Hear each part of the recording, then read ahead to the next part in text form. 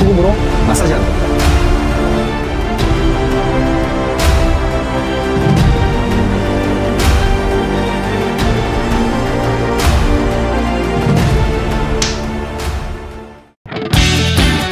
안녕하십니까, 1일의 식입니다. 오늘 영상은 저희 집안 사람 문어입니다. 문어는 다들 좋아하시죠?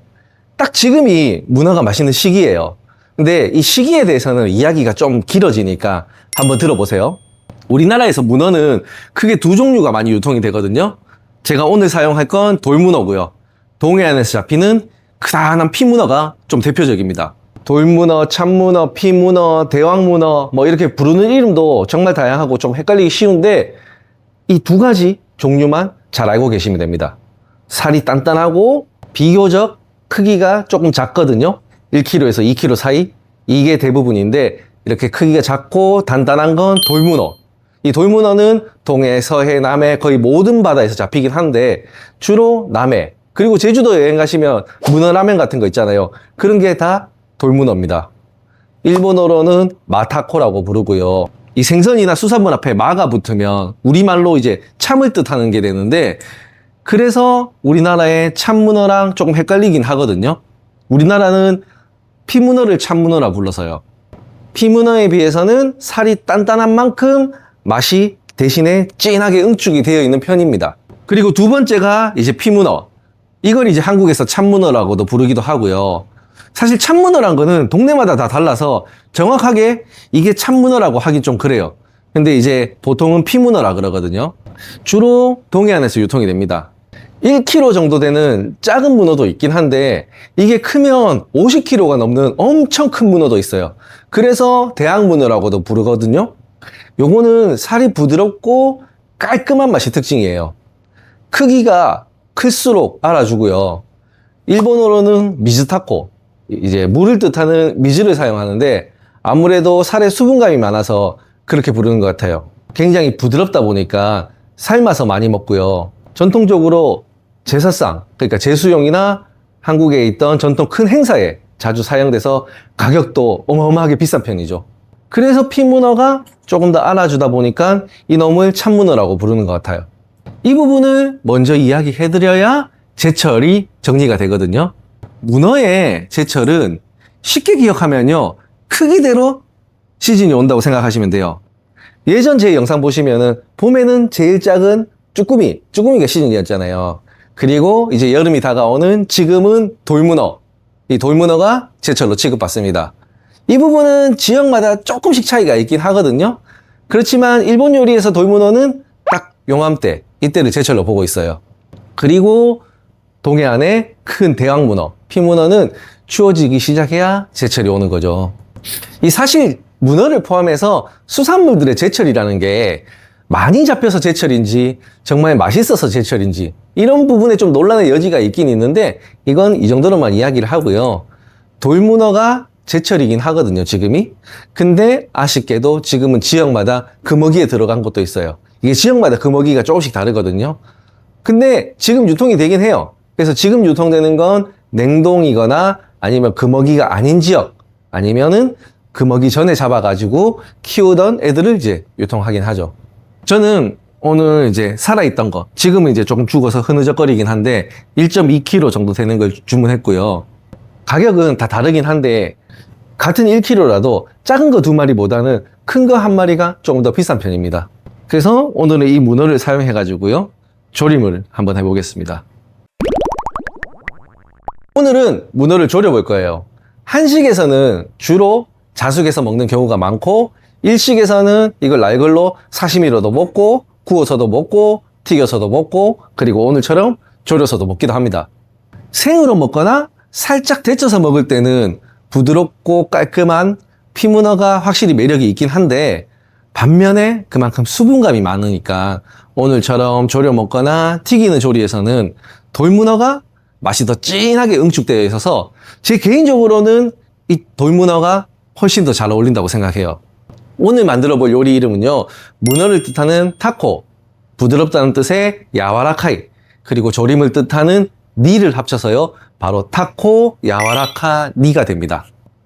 문어를 조리는 방법은 여러 가지가 있긴 해도 제가 오늘 소개해드리는 조리 방식은 니무시라는 방식을 사용할 거거든요. 일식에서 조림을 뜻하는 일본어인 니모노의 니, 그리고 찜을 뜻하는 무시모노의 무시, 두 가지가 합쳐진 조리법이죠. 냄비에다가 불을 켜고 조리는 일반 니모노랑은 조금 다른 형태의 문어 조림 방식입니다. 어렵진 않은데 조리면서 찌는 두 가지가 동시에 진행되는 조리법이죠.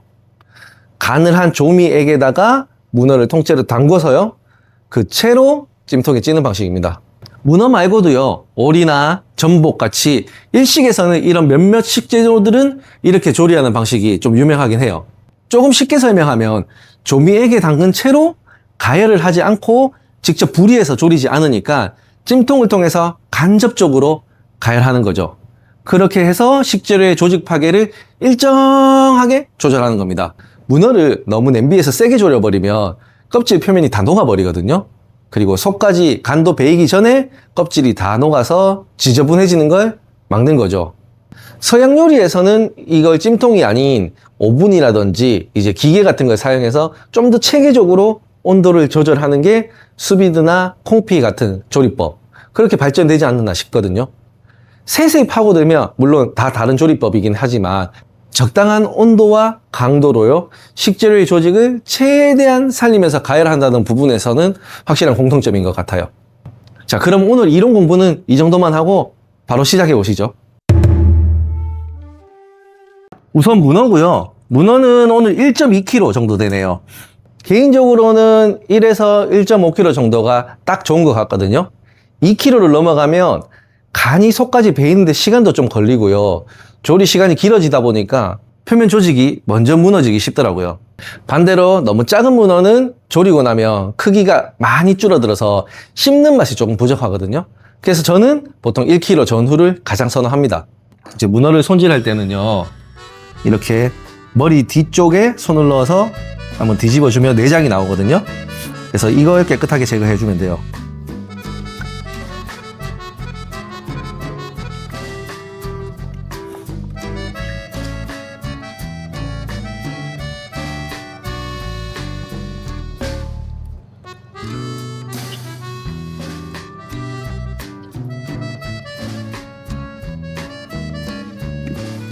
이렇게 내장 깨끗하게 제거하고요. 그리고 반대쪽에 뒤집어서 문어 눈이 있거든요. 눈도 제거를 해줘야 돼요. 눈 아래쪽으로 칼을 살짝 넣어서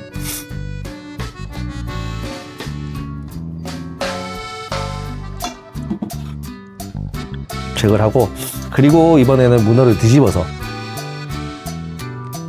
이 입이 나오잖아요. 입도 제거를 해주면 됩니다. 그러면 제거는 다 끝이 났어요. 나머지 부위는 다 먹을 수가 있습니다. 문어를 부드럽게 하는 방법은 여러 가지가 있거든요.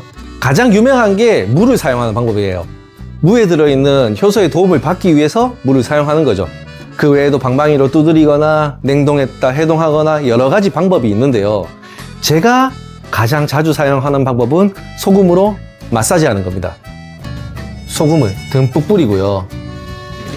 어려운 건 없고 이렇게 소금을 듬뿍 뿌려서 부드러워질 때까지 계속 주물러 주는 거죠.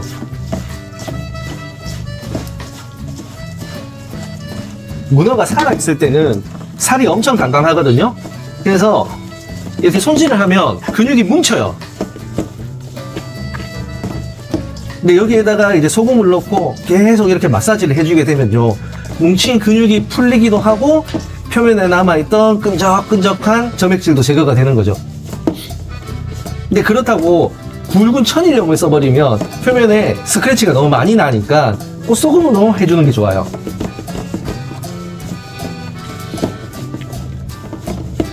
이 문어 마사지는요, 크기에 따라 좀 다르긴 하지만 저는 최소 20분 정도는 해주는 편이거든요. 예전에 어디서 들은 얘기인데 1시간 이상 한다고 해서 저도 1시간 가까이 해본 적은 있는데 그렇게까지는 솔직히 할 필요는 없는 것 같아요. 지금 이렇게 소금을 넣고 계속 마사지를 하다 보면 이렇게 소금이 점액질이랑 같이 끈적끈적하게 나오게 되거든요. 아직까지는 조금 탄력이 있거든요. 이게 정말 쭉 처질 때까지 계속 마사지를 해주는 거예요. 오늘처럼 조리는 게 아니고 문어를 데쳐서 쓸 때도 이 방식으로 저는 사용을 해요.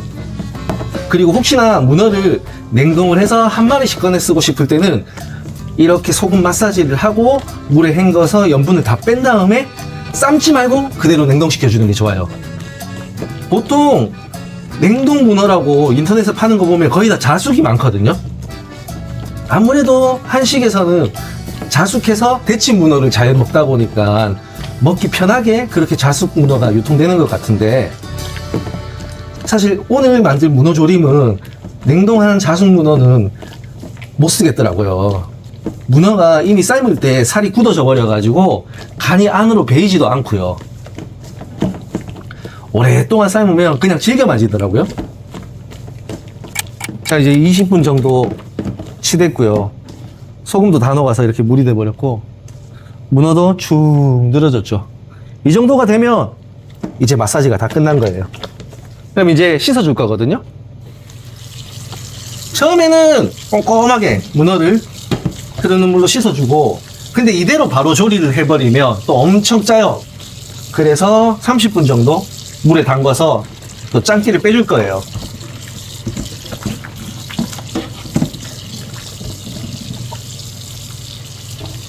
빨판 사이사이에 남아있을 염분들을 깨끗하게 흐르는 물로 씻어주고요. 아직은 물이 뿌옇잖아요. 이게 맑은 물이 될 때까지는 조금 손으로 이렇게 헹궈갑니다. 이게 물이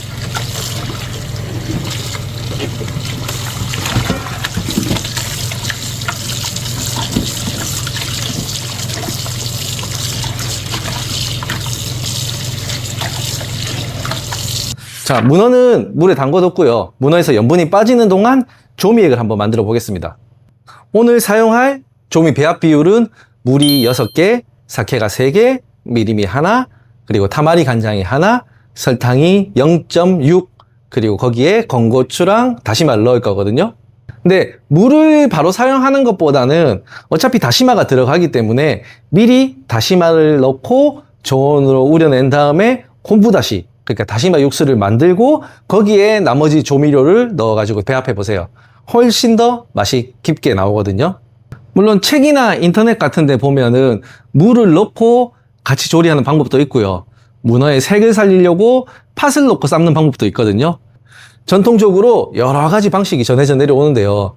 물론 그런 재료들을 사용해도 좋은데 제가 오늘 알려드리는 이 방식만으로도 충분히 맛있고 색도 진하게 문어조림을 만들 수 있습니다. 그럼 다시마를 먼저 넣고 우려 볼게요.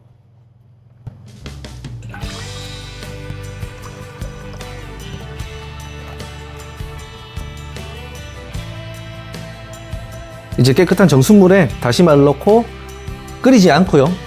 한 70도 정도 유지하면서 이대로 한 30분만 다시마 육수를 진하게 뽑아내 보겠습니다. 자, 이제 30분 정도 다시마 육수를 우려냈고요.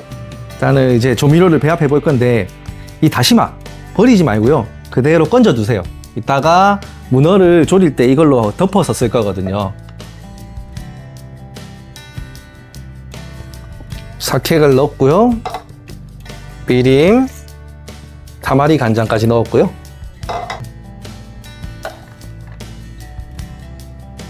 설탕까지 넣었고 이제 건고추 2개 정도 넣고 한번 끓이겠습니다. 자, 이제 이렇게 조미액이 끓기 시작하면 여기에다가 문어를 넣고 살짝만 데쳐줄 거예요.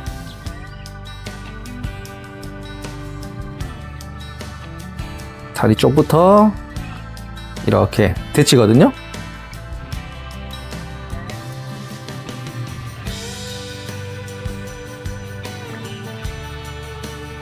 그러면 이렇게 문어 다리가 이쁘게 말리잖아요. 이 형태를 그대로 유지해서 조미액에서 이제 졸일 거예요. 이렇게 지금 문어가 조미액에 다 잠기지 않고 떠버리면 안 되거든요. 그래서 너무 클 때는 문어를 반으로 잘라 주셔도 돼요. 저도 머리는 오늘 분리하고 조리도록 하겠습니다.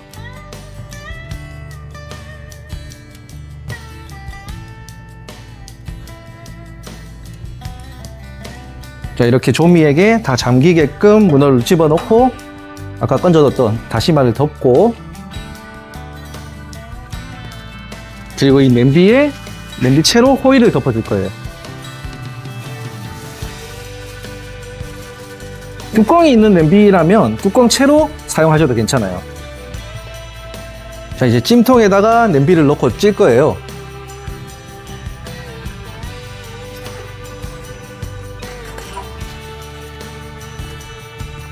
이렇게 이제 호일을 덮은 채로 찜통에 들어가야 찜통 안에 전기가 조미액으로 들어가는 걸 이제 막아주거든요.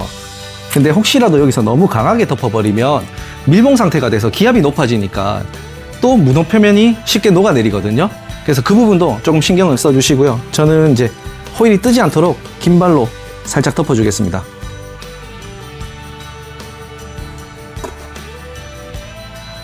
자, 냄비채로 이제 찜통에 넣고 1시간 정도를 중강불로 쪄줄 거예요. 혹시라도 문어가 조금 작다 싶으면 찌는 시간을 40분에서 한 50분 정도로 조금 줄이셔도 되고요.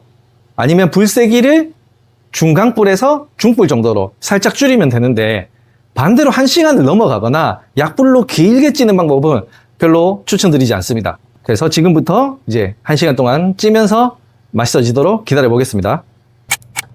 자, 이제 1시간이 지났고요. 문어는 다 졸여졌습니다. 근데 조금 아쉽지만 지금 바로 먹을 수는 없거든요. 물론 드셔도 문제는 없어요. 근데 지금 뜨거운 상태라서 문어 표면이 굉장히 부드러워져 있기 때문에 도마에 올려서 썰다 보면 표면 조직이 전부 다 무너져 버려요.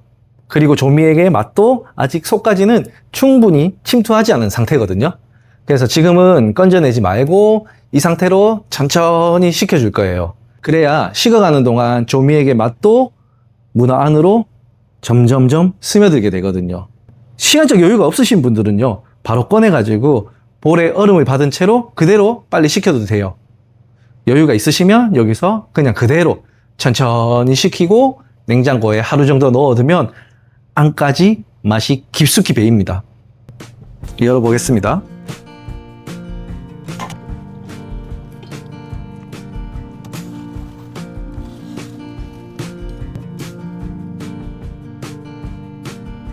문어가 이제 부들부들하게 조리가 잘 됐네요. 이대로 식힐게요. 자, 이제 냉장고에서 하루 식힌 문어고요. 보이세요? 색깔 진하죠? 맛있게 졸여진 것 같아요.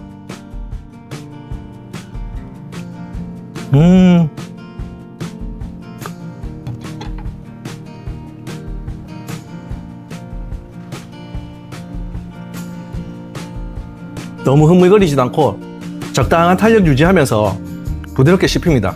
이게 씹을수록 간장의 깊은 풍미랑 문어 감칠맛이 쫙 올라오는 게 정말 맛있습니다.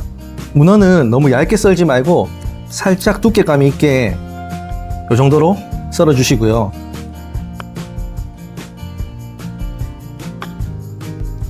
그릇에 담을 때는 이렇게 문어를 조금씩 위로 올려가면서 담아 주시면 되고요. 저는 간 생강이 잘 어울려서 여기에 생강 가른 거를 같이 올려주거든요. 일식에서는 생강 외에도 겨자를 곁들이는 경우도 많이 있어요. 그래서 이렇게 이대로 문어만 담아서 일품 요리로 내어도 되고요. 지난 영상에서 소개해드린 여름 야채라든지 이런 다른 조림류들과 같이 구성해도 굉장히 좋은 한 접시가 됩니다. 오늘은 이렇게 문어의 종류와 제철, 그리고 니무시라는 방식으로 사용해서 문어의 조리까지 만들어 봤습니다. 같은 문어라도 어떤 품종을 선택하느냐, 어떻게 가열하느냐에 따라 가지고 전혀 다른 요리가 만들어지거든요. 요리는 결국 재료를 이해하는 것에서 시작하는 것 같아요. 좋은 재료가 절반이고 요리하는 사람의 정성이 나머지 절반을 채우면 분명히 맛있어진다고 생각합니다. 물론 오늘 요리가 어렵진 않지만 문어를 씻는 과정이라든지 찌는 과정, 그리고 식히는 과정, 꽤나 정성이 좀 필요한 요리잖아요. 그래서 따라 만들어 보시고 궁금한 점이 생기면 언제든지 댓글로 남겨주세요. 저는 다음 영상에서 더 재미있고 흥미로운 일본 요리로 또 돌아오겠습니다. 지금까지 1일 1식이었습니다. 감사합니다.